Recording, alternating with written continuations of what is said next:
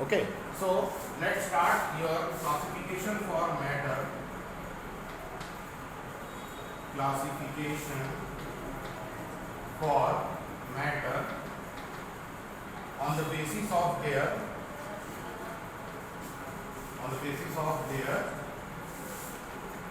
chemical properties. On the basis of their chemical properties.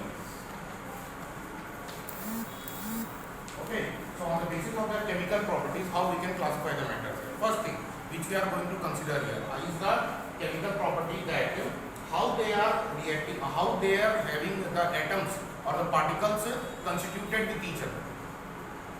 Okay, so what are the nature of the particles which are constituted? Particles समझ में आता है क्या आप लोगों को? पार्टिकल क्या होता है बेटा? जब किसी मैटर को तोड़ोगे, when you are breaking up any matter, और उसको इतना तोड़ा कि वो एकदम छोटा हो गया. कितना छोटा हो गया? अपने सिंगुलर फॉर्म में पहुंच गया, अपने यूनिट फॉर्म में पहुंच गया. Okay, it has been reached to its unit form. Unit form का मतलब क्या हुआ?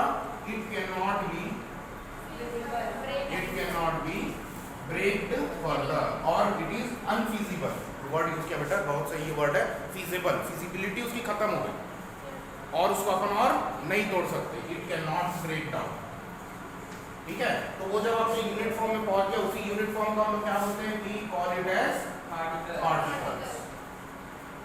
Now the particles can be of atom form also. ये एटम्स भी हो सकते हैं. They can either be molecules also और they can either be ions also. ठीक है, वो एटम्स भी हो सकते हैं, वो मॉलिक्यूल्स भी हो सकते हैं और क्या हो सकते हैं? वो आयंस भी हो सकते हैं. तीनों हो सकते हैं वो आपके पास. ठीक है, now these particles how they are having the chemically bonding with each other. मतलब वो केमिकली आपस में कैसे बिहेव कर रहे हैं. That particular thing is to be considered out in the chemical properties. तो पहला चीज क्या देखेंगे हम लोग कि वो किस प्रकार से बिहेव कर रहे हैं. तो पहला, अगर इसमें तोड़ोगे इसको या फिर इसको क्लासीफाई करोगे तो दो भाग में टूटता है आपका matter. The matter can be classified into two forms. One is your pure substance, and the second one can be your impure substance. One can be your pure substance, and another one will be your impure substance. Okay, so first we will talk about the impure substance. Detail में बात करेंगे, किसके बारे में बात करेंगे? सिर्फ और सिर्फ इम्प्योर सब्सटेंस के बारे में बात करेंगे. फिर उसके सेपरेशन के बारे में बात करेंगे. इम्प्योर सब्सटेंस जब बन जाएगा तो उसको सेपरेट कैसे करेंगे उसके बारे में बात करेंगे. फिर सबसे लास्ट में किसके बारे में बात करेंगे? We will talk about the pure substance. Okay, so let's start with the impure substance. ठीक है, let's start with the impure substance. Sir, हां बेटा, आयंस क्या होता है? बता सब आएगा, सब धीरे से आएगा. They are all included in your chapters. Slowly by slowly we will continue with. ठीक है ना, तो पहले अच्छे से समझ जाओ कि बाकी सब चीजें क्या है, एटम्स वगैरह, मॉलिक्यूल्स वगैरह क्या है. फिर अपन आयंस वगैरह में भी आएंगे. मुझे लगा आप पहले बता चुके हैं. आयंस हाँ, वीडियो वगैरह में बता दिया होगा हल्का फुल्का, लेकिन अभी उतना उसमें ध्यान मत दो क्योंकि वो बेटा आपका सेकंड टर्म के कोर्स में आएगा. अभी अपना मेन फर्स्ट टर्म के कोर्स में चैप्टर 2 इज ओनली देयर. ठीक है, from chemistry only chapter 2 is there. That is your is matter around the sphere. ठीक है, that is only there. Chapter 1 I think so it is not there. It will be used in the assessment purpose only. उसको assessment purpose के लिए बस use करेंगे हम लोग. नहीं, from chemistry only one chapter. From chemistry only one chapter, that is chapter number 2 which is your is matter around the sphere. Okay, that is coming out from chemistry. बाकी physics और आपके biology में से और भी chapters आएंगे. ठीक है, चलिए. So let's talk about the impure substance. Impure substance. So what are impure substance? How will you define impure substance? Anyone? पढ़ते हो ना, आज को पूरा ही चैप्टर. तो how will you define impure substance? Color, texture, size. By which we can define it. And No, I am asking about impure substance. it is made up of more than हाँ, 2 or more substances. Okay. हाँ, alloy. मैं example नहीं पूछ रहा हूँ, impure substance को define करता हूँ.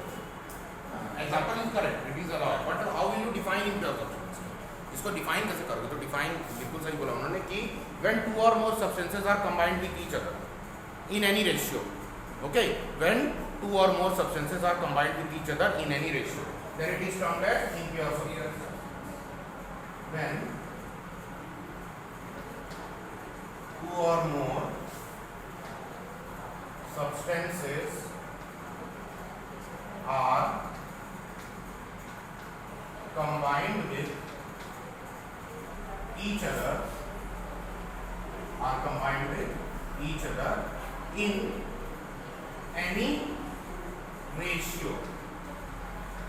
any ratio, then they are called impure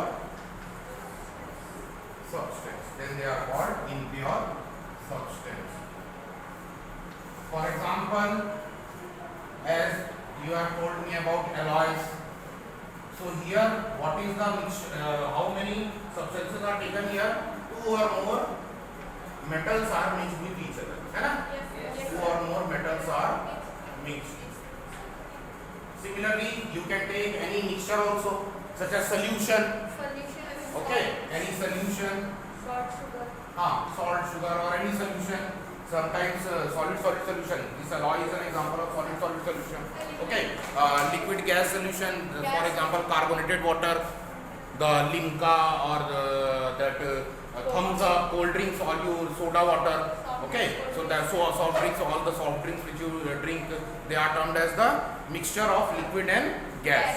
Okay, so they are the solutions. Okay, so here also two or more substances are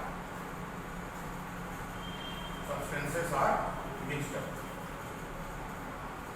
Okay, so these are all the examples for your impure substance. Now properly, if I am talking about the impure substance, then we are going to talk about the mixtures. Okay, so mixture. The definition of the mixture and this impure substance will be similar. Okay, it will be similar. Okay, so the mixture's definition is mixture, the combination of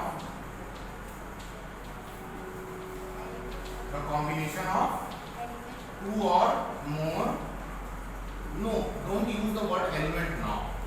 अभी आप लोग element पढ़ लिए क्या बेटा? नहीं पढ़े ना अभी भी एलिमेंट के बारे में, तो अभी एलिमेंट के बारे में मत बताओ. अभी एलिमेंट क्या होता है वो खुद में एक प्रकार का क्या नाम से प्योर सब्सटेंस में आता है, तो जब उसको पढ़ लेंगे तब अपन उसका यूज करेंगे.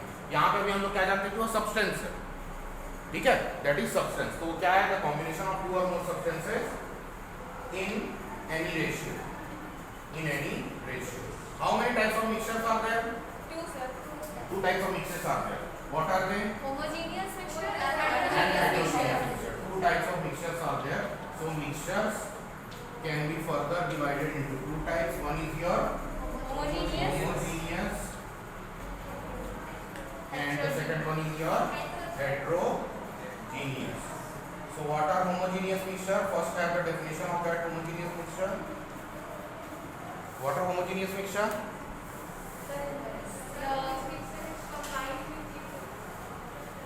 Sir, in this the mixture is being two or more substances are combined in equal ratio in homogeneous and Equal ratio.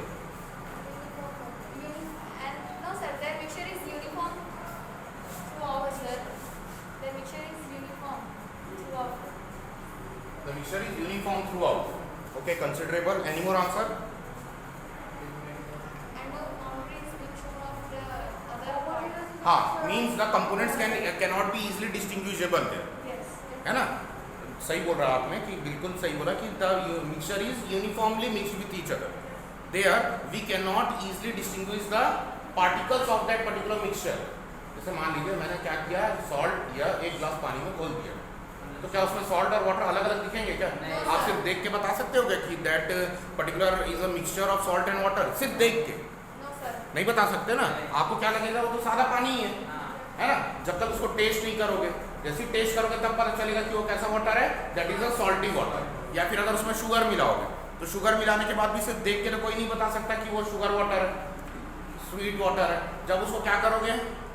Test करोगे तब वो पता चलेगा कि वो कैसा वाटर है, that is a sweet water. ठीक है, उसमें क्या घोल के रखा है हमने, शुगर घोल के रखा है। तो this type of substances, this type of mixtures are termed as homogeneous mixture. So the proper definition you can make it out, and a simple definition, very simple definition is that the mixtures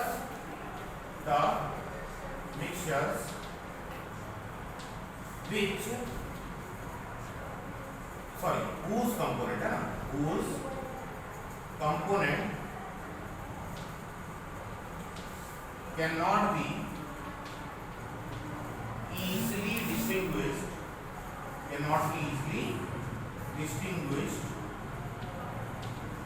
with our naked eyes,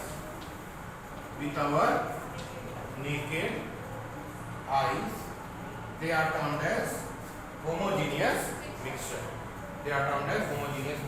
Then their properties are, first property which he has told, क्या बताया था उन्होंने कि they are uniformly distributed, है ना, all the components which are used out there, both the component। वैसे generally mixture में दो टाइप के कंपोनेंट होते हैं, एक सॉल्यूट और एक होता है सॉल्वेंट, है ना, ये दो कंपोनेंट्स होते हैं जनरली मिक्सचर्स में। तो जो सॉल्यूट और सॉल्वेंट आपस में इतने अच्छे तरीके से मिले रहेंगे कि आप पता ही नहीं कर पाओगे कि कौन सा सॉल्यूट है और कौन सा सॉल्वेंट, उसी को बोलते हैं uniformly mixed with each other.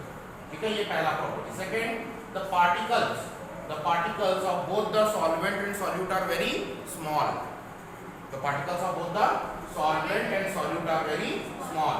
ठीक है, बहुत छोटे होते हैं पार्टिकल्स, इसी कारण से भी हम लोग उनको क्या नहीं कर पाते, नेकेड आईज से देख नहीं पाते, उनको पता नहीं कर पाते। ठीक है, तो लिख लो इसके बारे में प्रॉपर्टी। सर हम लोग टेस्ट करने के बाद उसको अलग-अलग कर सकते हैं, एक बार अगर मिक्स हो गया तो फिर वो सेम नहीं, अलग हो जाता है, हो सकता है। पढ़ेंगे ना अभी, सेपरेशंस पढ़ेंगे ना बेटा आगे चलते उसका, है ना, सेपरेशंस है, मेथड्स हैं, डिफरेंट सेपरेशन के मेथड, उसको पढ़ेंगे अपन कि एक बार मिक्सचर, देखो ये मिक्सचर कंपाउंड जो होते हैं वो सिंपल मेथड से अलग नहीं होते, लेकिन मिक्सचर्स को हम लोग क्या कर सकते हैं, सिंपल या नॉर्मल फिजिकल मेथड से अलग कर सकते हैं। So we will study about the different methods, है आपके बुक में दिया हुआ भी है ना। So we will study about that. First हम लोग को क्या करना है, मेन अभी क्या पढ़ना है कि कितने टाइप के मिक्सचर्स हैं। First we have to study that how many types of mixtures are there, then we will in further part we will study that how this mixtures can be separated from each other. ठीक, ये main है। तो पहला लिख लीजिए बेटा properties of mixture में, homogeneous mixture में, they are uniformly mixed with each other. They are uniformly mixed with each other. They are uniformly mixed with each other. Number 2, the particles of both the components, the particles of, not use both words there, okay, the particles of all the components, the particles of all the components in an homogeneous mixture are very small,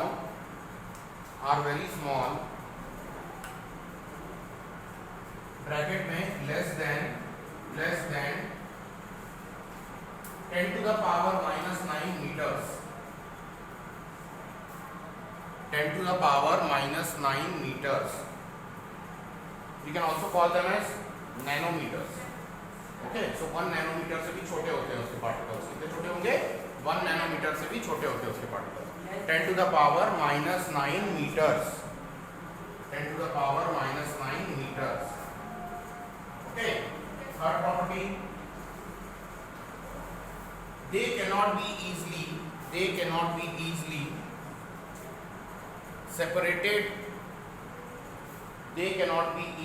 separated,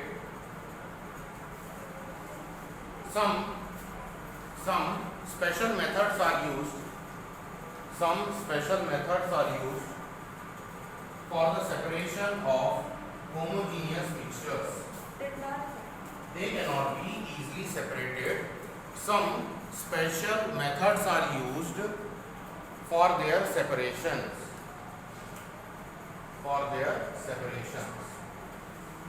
Okay, these are some of the properties for your homogeneous mixture. Let's move on further with the next topic, that is your heterogeneous mixture.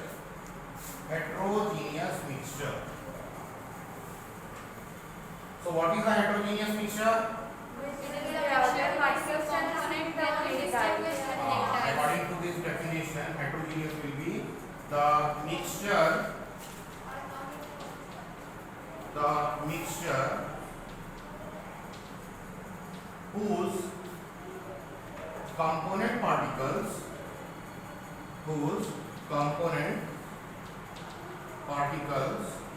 are distinguishable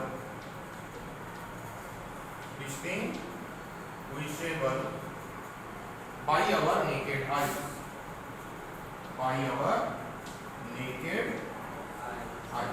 ठीक है? So this will be the heterogeneous mixture. For example, chalk and oil, sugar, sand, okay, coffee, sugar plus sand, okay, ठीक, और water and oil, chalk, water and oil, okay, water and oil, sand and water. अच्छा, okay, क्या बोल sand and अच्छा पत्थर, pebbles, sand and pebbles. Okay, so these are some of the examples for your heterogeneous mixtures. Here you can easily see that pebbles means large rocks. Okay, small means थोड़े से बड़े रहेंगे वो, और लेकिन थोड़े से चिकने रहते हैं रॉक्स, वो पेबल्स होते हैं. रेत जो घर में आती है उसको देखा होगा आपने, है ना, उसमें चमकने वाले पत्थर रहते हैं ना, उन्हीं को हम लोग पेबल्स बोल सकते हैं. और साथ ही साथ में रेत में और भी चीज रहता है बेटा, ग्रेवल भी रहता है उसमें. ग्रेवल बोलने से जो छोटे छोटे पत्थर रहते हैं उसमें, उनको ग्रेवल्स बोलते हैं. ठीक है, और जो एकदम छोटे, देखिए जब घर में वो कुछ और चीज स्पेशल चीज करना रहता है तो एकदम बारीक रेत की जरूरत पड़ती है, तो उन लोग छन्नी लगा के छानते हैं बेटा उसको, है ना. दे यूज स्क्रीनर, स्क्रीनर बोलते हैं उनको, है ना. तो स्क्रीनर में रेत को ऐसा डालते जाते हैं तो नीचे में एकदम बारीक रेत गिरती है, उसको यूज करते हैं और बड़े बड़े जो पत्थर रहते हैं उनको फेंक देते हैं हम लोग. ठीक है, सो सैंड इज असल में वो खुद में एक मिक्सचर होता है. कैसा mixture? It is a heterogeneous mixture. ठीक है, बहुत स्मॉल पार्टिकल्स होते हैं जिनको हम लोग क्या बोलेंगे? फाइन्स बोलेंगे. और क्या होते हैं उससे बड़े होते हैं उनको क्या बोलते हैं? ग्रेवल्स. ठीक है, और जो सबसे बड़े होते हैं उनको क्या बोला जाता है? Pebbles. So all these three mixes together to form sand. Okay, so it is also a type of heterogeneous mixture. ठीक, then you are given the example for sugar and sand, तो है ही है. शुगर के दाने अलग से दिखेंगे उसमें और सैंड अलग से दिखेगा. देन वाटर प्लस ऑयल, तो ऑयल क्या करेगा? वाटर के ऊपर आ जाएगा, फ्लोट करेगा, क्योंकि वाटर की डेंसिटी कम होती है, और सॉरी ऑयल की डेंसिटी कम होती है, वाटर की डेंसिटी ज़्यादा होती है. Okay, so water will be in the below and oil will be in the upper part there, and oil will float on there. ठीक है, so these are some of the heterogeneous mixture. Write down the properties. The components properties for heterogeneous mixture, है ना. The components are non-uniformly mixed with each other. The components are non-uniformly mixed with each other. Second, the size of the components is greater than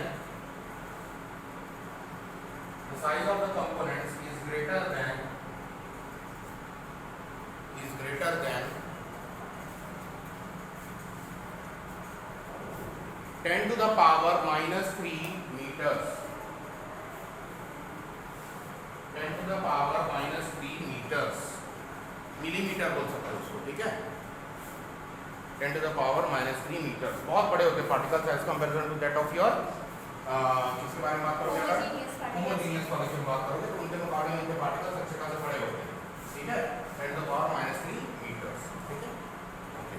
last उसमें क्या लिखे थे? Last they can be easily separated. हाँ, इसमें लिखना they can be easily separated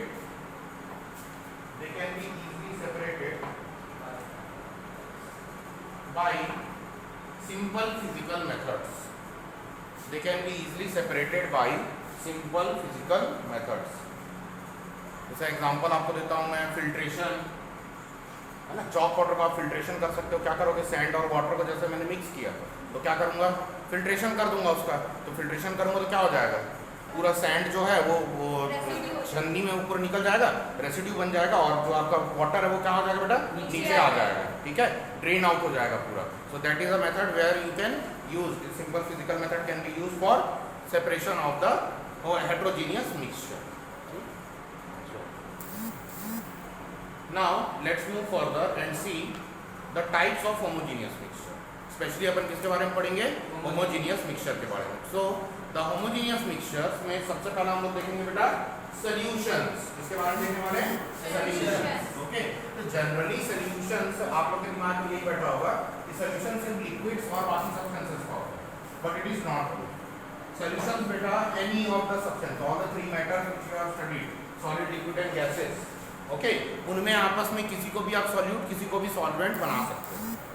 हाँ, किसी को भी सॉल्यूट किसी को भी सॉल्वेंट क्या कर सकते हो, बना सकते हो उसमें, ठीक है, नो रेस्ट्रिक्शन इन देयर।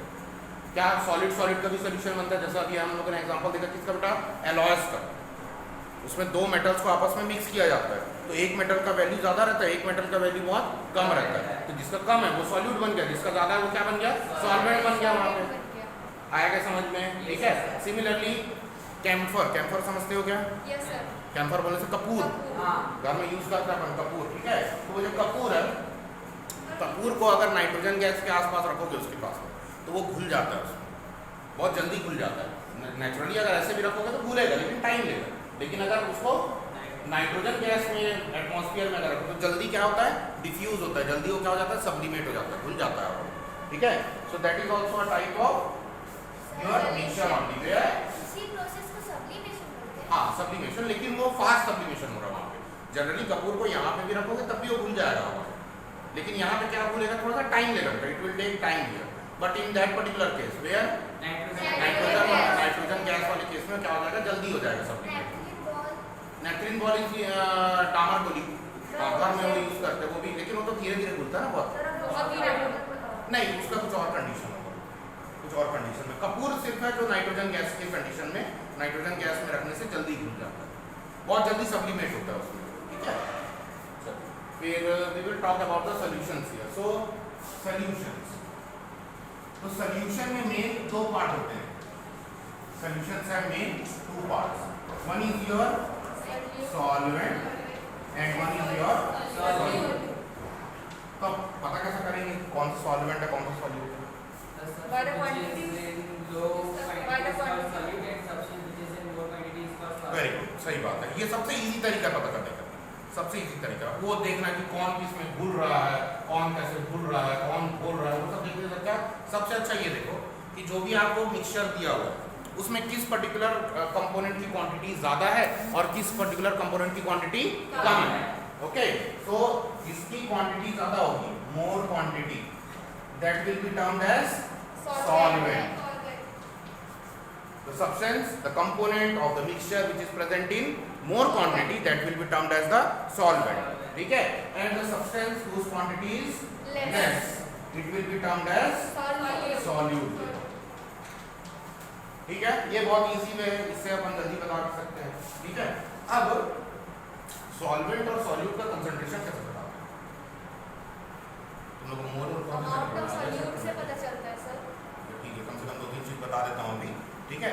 तो नहीं, अमाउंट ऑफ सॉल्यूट से पता चलता है, ठीक, कैसे कैसे अमाउंट कैसा लाएंगे, how will you find out the amount there, how will you define the amount there? Amount of solute से पता चलता है, बिल्कुल सही बोला। कौन सा कैसे मेजर करोगे amount of solute?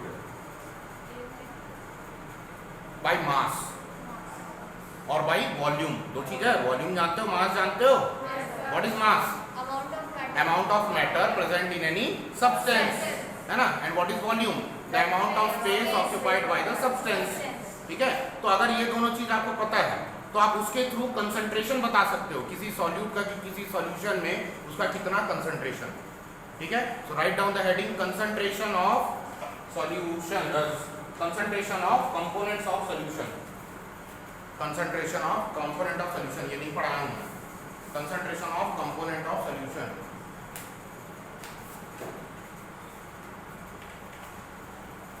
In that first heading will be, first side heading will be mass by mass percentage, mass by mass percentage, mass by mass percentage। Sir like से बोलिए। चलेगा, उसको ऐसे mass by mass percentage को generally denote करते हैं mass by mass percentage, and symbolically it is denoted by W by W percentage।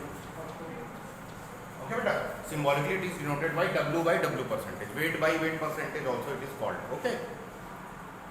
So the formula for this particular thing is mass of component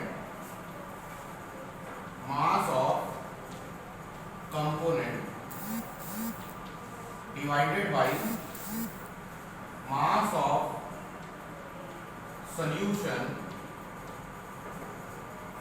into 100%. Mass of component divided by mass of solution into 100%. ठीक है, mass by mass percentage it is called as mass by mass percentage, or also you can call it as weight by weight percentage. W by W, तो weight by weight percentage also it can be called. ठीक है, चलिए question तो बना देखोगे, simple है, mass of component mass of solution आपको दिया हुआ है. ठीक है, तो देखिए मैं एक काम करता हूँ, आपको एक सिंबॉलिकली इसको बता देता हूँ. तो देखिए solvent is there, so always consider it as A. ज्यादा अमाउंट में A मान लो उसको, और सॉल्यूट है कम अमाउंट में तो उसको क्या मान लो बेटा, उसको मान लो B. ठीक, मास ऑफ A, अगर बोला मास ऑफ A मतलब आप किसकी बात कर रहे हो, मास of solvent. Mass of B मतलब आप किसकी बात कर रहे हो, मास ऑफ सॉल्यूट. ठीक है, तो उसको मैं डिनोट करूंगा WA. ये क्या है, मास ऑफ सॉल्वेंट. कोई डाउट इसमें? No sir. WB क्या हो जाएगा, mass of solute. Mass of solute. So apply this towards in here, तो क्या बन जाएगा बेटा, फॉर्मूला हो जाएगा आपका WA divided by WA plus WB into 100%. तो ये किसका परसेंटेज देगा, solvent, mass percentage of solvent. And if you are putting here WB, है ना, तो स्लैश कर दूं मैं इसको. Either you can put WA or either you can put WB there. Any of the components mass can be there. Okay, but here at below you have to put the sum of both. दोनों का क्या डालना है, सम डालना है, क्योंकि total solution का मास है ना मेरे को वहां पे. ठीक है, तो ये ध्यान रखोगे बस. तो ये किसका वैल्यू देगा आपको, एनी. अगर आप A रख रहे हो ऊपर में तो सॉल्वेंट का मास परसेंटेज, और अगर B रख रहे हो तो सॉल्यूट का मास परसेंटेज. ठीक है, तो let's solve a question for this. एक क्वेश्चन लिख देता हूँ, आप लोग ट्राई कीजिए इसको, ताकि प्रैक्टिस हो जाए थोड़ा सा कैसे निकालेंगे concentration of solution. Okay, so question I am giving here is Sir, any unit also is there to? हाँ, so no. Why unit will be there, because you are going to give here kg and kg. Yes. So or gram, anything which you will be take, it will be cancelled out here. So unit will be only percentage. Percent answer. है ना? A mixture in which salt of mass 20 grams is mixed with water to form a solution of 100 gram.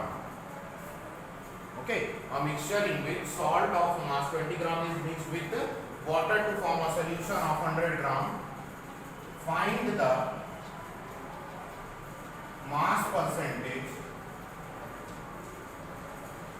of salt in solution.